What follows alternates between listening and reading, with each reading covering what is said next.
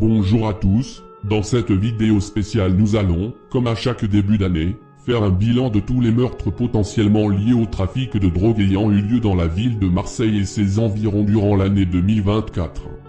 L'année 2024 a vu une baisse notoire du nombre total de meurtres liés à la drogue par rapport à 2023. En effet, les meurtres liés à la drogue ont été tout simplement divisés par deux, une lueur d'espoir, peut-être.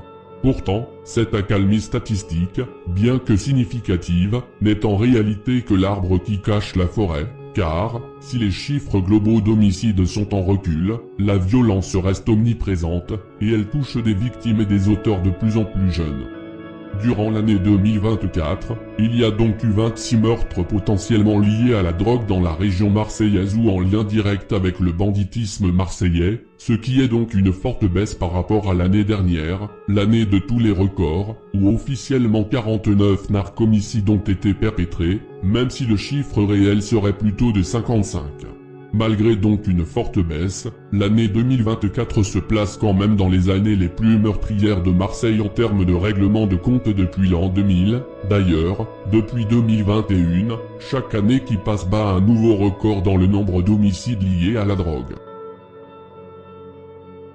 À noter que, les statistiques que l'on trouve dans les médias concernant le nombre de meurtres à Marseille sont souvent complètement erronées. Tout d'abord, les médias et les autorités ne prennent en compte dans leurs statistiques que les meurtres potentiellement liés à la drogue, et jamais les meurtres pour d'autres raisons, qui représentent quand même jusqu'à 30% des homicides à Marseille. De plus, même pour les meurtres liés à la drogue, une quantité parfois non négligeable d'entre eux sont passés sous silence, surtout dans le cadre de victimes retrouvées carbonisées dans des communes voisines, ou de personnes qui décèdent des suites de leurs blessures à l'hôpital longtemps après avoir été victimes d'une fusillade. Ces derniers ne sont souvent pas comptés, tout cela dans le but de faire baisser un maximum les statistiques. Il est donc très difficile d'avoir un chiffre réel du nombre de personnes qui sont tuées chaque année à Marseille, mais généralement, le nombre total d'homicides sur une année entière, peu importe la cause, se situe entre 30 et 70.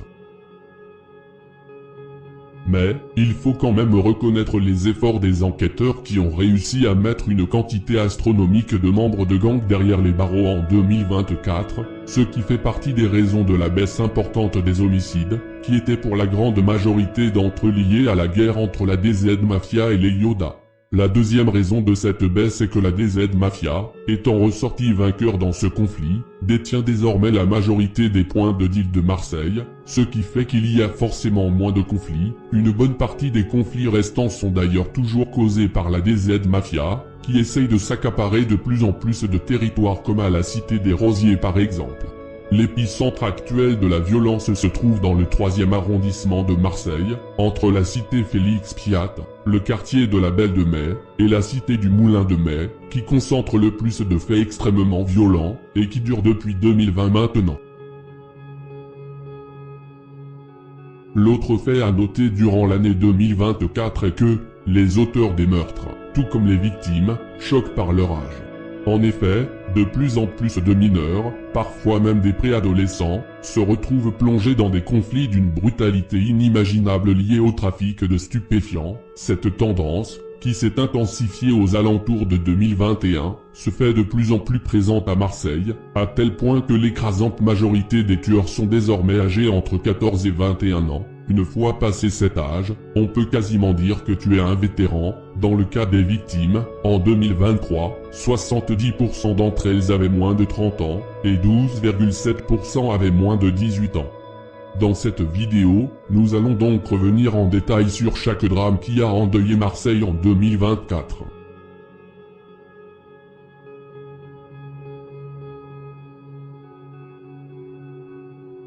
Le premier drame ayant eu lieu en 2024 fut la mort de Mahmoud, alias Mams. Il a été tué le 22 janvier 2024, à l'âge de 24 ans. Mams aurait tenté de braquer la recette du point de deal des Olivier B, qui appartiendrait désormais aux Olivier et aux Corleone. Mams serait alors venu avec un complice, armé, et aurait tenté de voler le dealer. Malheureusement, la sécurité du point de deal était présente, et un homme a abattu Mams de 2 balles en pleine tête, dans la cage d'escalier d'un immeuble des Oliviers. Mams était le frère de Moumar, alias Moums, qui était l'ancien patron des Olivier B. Moums aurait lui aussi été abattu par les Corleone, qui l'ont tué pour se venger d'autres meurtres qu'il aurait lui-même commis. C'est un cycle sans fin de vengeance. Le deuxième homicide a eu lieu le 27 janvier 2024. Il s'agit de Chérine, 26 ans, qui est décédée dans des conditions horribles. En effet, ce jour-là, un groupe d'enfants se trouve à proximité du bâtiment orange de la cité de Coro, quand ils découvrent, au pied du bâtiment, un corps totalement carbonisé. Il s'agit du corps de Chérine. La jeune femme aurait été étranglée avant d'être brûlée en pleine rue, un meurtre horrible. Ce qui m'a personnellement choqué, c'est qu'il existe une vidéo dans laquelle les enfants qui ont découvert le corps sont en train de rigoler, et s'amusent à mettre des coups de pied dans le corps de Chérine. Ces enfants semblent totalement déshumanisés.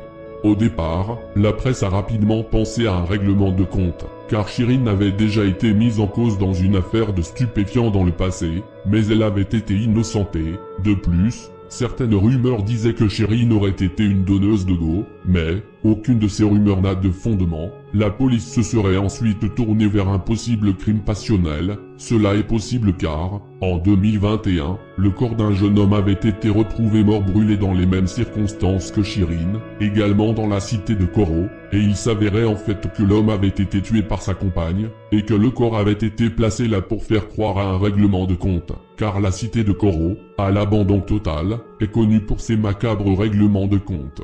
À ma connaissance, personne n'a encore été arrêté pour le meurtre de Chérine.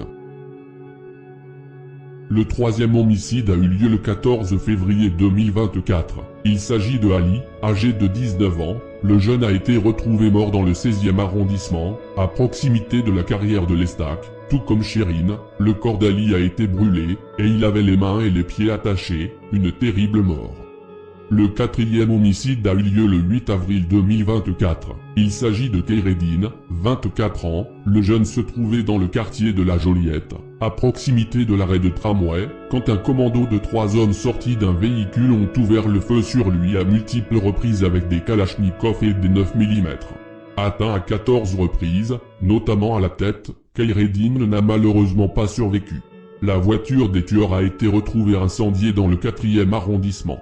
La mort de Khaireddine serait liée à la guerre pour le contrôle du trafic de la cité du Moulin du Mai. Selon les enquêteurs, Khaireddine aurait fait partie de la bande qui tenait le Moulin du Mai. Plusieurs de ses proches seraient impliqués dans le trafic, dont son frère, qui serait le boss du réseau, et qui est actuellement incarcéré pour le meurtre d'un jeune dans le quartier de l'Espagne, à la Belle de Mai. Khaireddine avait d'ailleurs déjà échappé à une tentative de meurtre le 10 août 2022, tentative durant laquelle un autre de ses frères, âgé de 16 ans, a été grièvement blessé. Le cinquième meurtre a eu lieu le 27 avril 2024. Il s'agit de Amine, 19 ans. Le jeune se trouvait dans le quartier de l'Espagne, à la Belle de Mai, à proximité du point de deal, quand une Renault Mégane arrive, et un homme ouvre le feu sur Amine avec un pistolet 7,65. Atteint à la tête, Amine va malheureusement décéder. La Mégane des tueurs a été retrouvée incendiée dans la ville de Salon.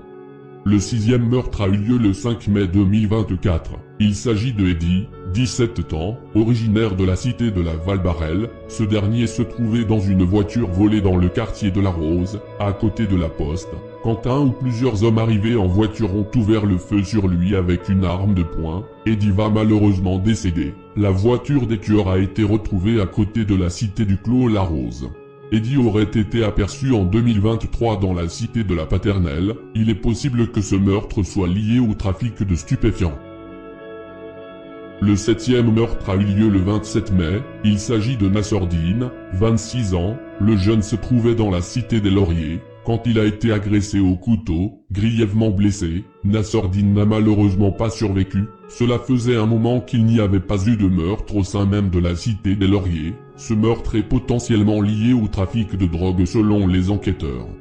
Le huitième meurtre a eu lieu le 12 juin. Il s'agit de Laïd, 36 ans. Ce dernier se trouvait devant son immeuble dans la cité de Benza, quand un commando a ouvert le feu sur lui avec une arme automatique. Laïd a malheureusement été atteint à la tête et est décédé.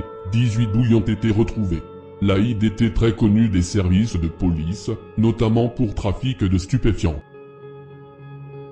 Le 9e meurtre a eu lieu le 22 juin. Il s'agit d'un jeune de 18 ans appelé Diogo. Ce dernier, originaire de la Côte d'Azur, se serait rendu à Marseille pour récupérer une voiture, mais, à son arrivée il aurait été enlevé puis séquestré. Il sera par la suite tué à coups de couteau et son corps sera finalement retrouvé dans une petite ville située vers Sénas, dans les environs de Marseille, une triste mort.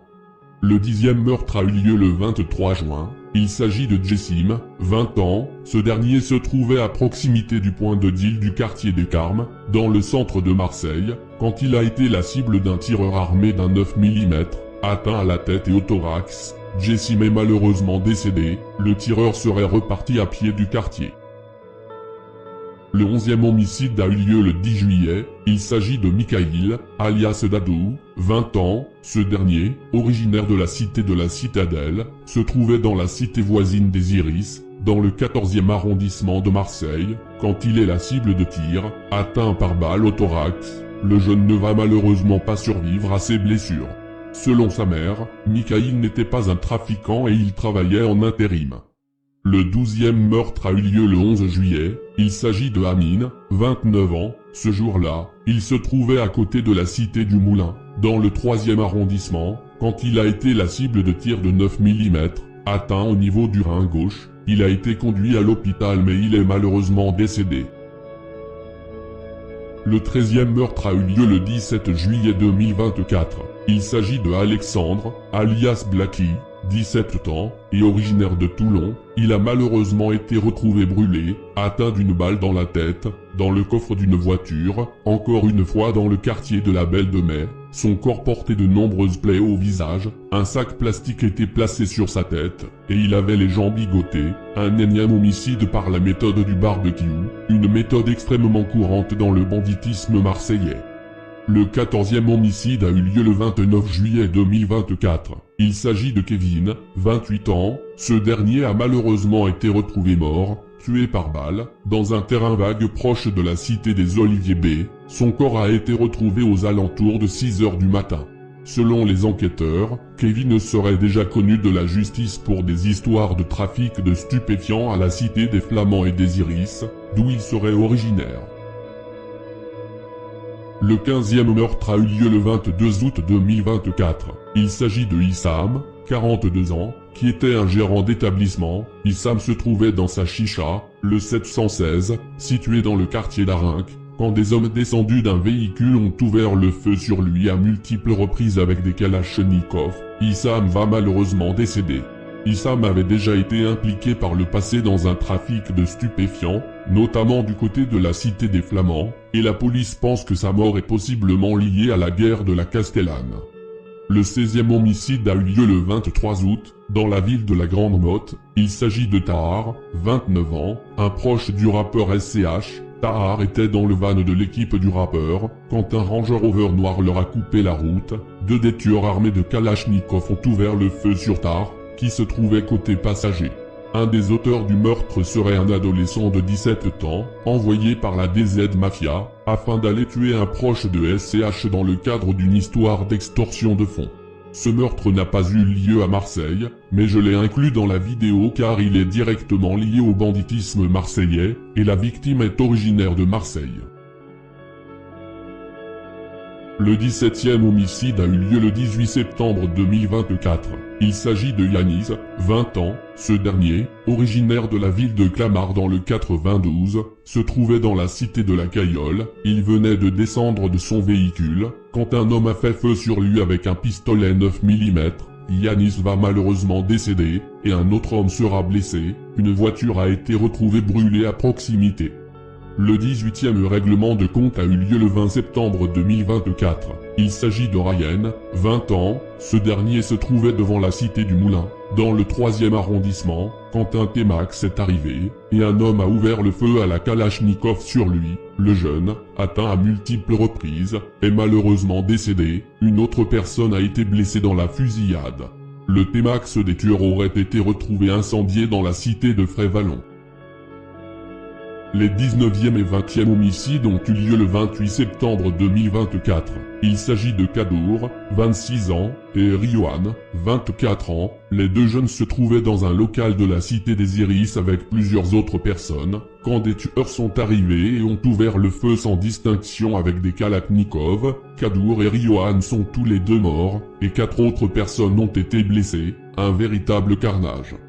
Le 21e homicide a eu lieu le 2 octobre. Il s'agit de Islem, 15 ans. Ce dernier avait été contacté par un détenu de la prison de Luynes, un dénommé Hassen, alias le H, qui se prétendait de la DZ Mafia, afin d'aller mettre le feu et tirer sur un appartement d'une personne de Félix Piat, mais le jeune a été attrapé par des jeunes dealers de la cité. Ces derniers l'ont planté avec un couteau à de très nombreuses reprises, l'ont jeté dans une poubelle dans la cité de Fonce-Colombe, et ont mis le feu à son corps. Un homicide horrible. Le 22e homicide a eu lieu 2 jours après. Il s'agit de Nessim, 37 ans, un père de famille sans histoire. Ce dernier, qui est chauffeur Uber, a pris un jeune de 14 ans pour le déposer quelque part, mais ce jeune avait été en réalité envoyé par le H, le détenu qui avait envoyé Islem, afin d'aller tuer une personne de Félix Piat en représailles au meurtre d'Islem. Cependant, dans la voiture, une altercation aurait eu lieu entre Nessim et le jeune de 14 ans, et ce dernier aurait par la suite tiré une balle de 357 Magnum directement dans la tête de Nessim, qui meurt sur le coup. Le jeune de 14 ans a par la suite été arrêté car il s'est fait balancer par le H, son commanditaire. La DZ Mafia a nié toute implication dans cette affaire. Le 23e homicide a eu lieu le 29 octobre. Il s'agit de Khaled. Ce dernier se trouvait devant son commerce, un garage situé dans le centre de Martigues, quand un commando à bord d'un RS3 fait irruption, et un homme cagoulé ouvre le feu sur Khaled. Atteint à plusieurs reprises, il va malheureusement décéder. Le commando a brûlé son véhicule et les armes aux environs de la couronne, mais ils ont été aperçus par des témoins, qui ont tenté d'intervenir. Les assaillants ont alors sorti un couteau, et ont réussi à prendre la fuite. Le 24e homicide a eu lieu le 9 novembre. Il s'agit de Mathias, 21 ans. Il se trouvait dans une supérette dans la ZUP de Martigues. Il était là pour acheter une boisson, quand 3 tireurs font irruption et ouvrent le feu à la Kalachnikov. Mathias sera malheureusement atteint et va décéder de ses blessures. Un autre homme sera également blessé. Mathias sera une victime collatérale. Il était juste au mauvais endroit au mauvais moment. Les 25e et 26e homicides ont eu lieu le 14 novembre. Il s'agit de Abdallah et Saïd, tous deux âgés de 29 ans. Les deux jeunes se trouvaient dans un bar avec une troisième personne quand un tireur fait irruption, armé d'une arme de poing, et ouvre le feu sur les 3 jeunes. Saïd et Abdallah sont tous les deux décédés, et la troisième personne est blessée. La voiture des tueurs a été retrouvée incendiée dans la cité de Félix Piat. Selon les enquêteurs, ces meurtres pourraient s'inscrire dans le conflit entre la DZ Mafia et Félix Piat. Et enfin, le 27e et dernier meurtre de l'année 2024 a eu lieu le 27 décembre. Il s'agit de Kylian, 20 ans. Ce jour-là, Kylian et des amis à lui auraient eu rendez-vous avec un autre groupe de personnes dans la ville de Aix-en-Provence, dans le cadre d'un commerce de drogue, mais l'autre groupe serait arrivé armé et cagoulé, et aurait ouvert le feu sur le groupe de Kylian. 3 personnes ont été touchées, dont Kylian, qui a malheureusement reçu une balle dans la nuque. Il est décédé. Les tueurs ont par la suite volé la voiture du groupe de Kylian et ont pris la fuite. Comme on peut le voir, l'âge de la plupart de ces victimes ne dépasse pas 30 ans. D'ailleurs, dans ces 27 personnes décédées, seulement 4 d'entre elles ont plus de 30 ans. Tous les autres ont entre 15 et 29 ans, ce qui fait donc une statistique de 85%, un chiffre terrifiant. Je crois que c'est l'année avec le plus de victimes jeunes de toute l'histoire de Marseille et sa région. Que toutes ces personnes reposent en paix.